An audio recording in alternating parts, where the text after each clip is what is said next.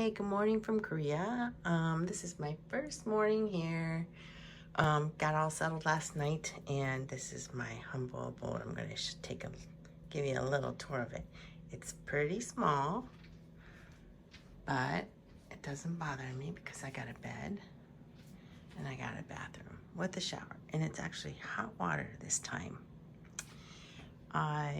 It's probably the smallest shower though I've experienced in all my travels to Korea, but it's functional and it doesn't leak.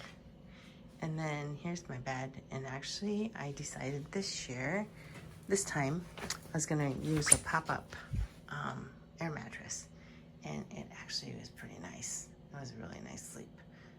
You pop it up using an air pump using your foot, so no machines needed, just pumping with your foot to get that air pump going to fill it up, and it's actually really nice.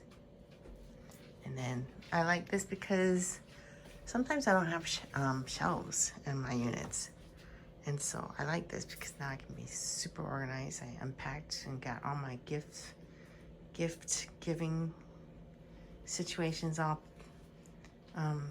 organized, and this one actually has a nice refrigerator, which is a plus.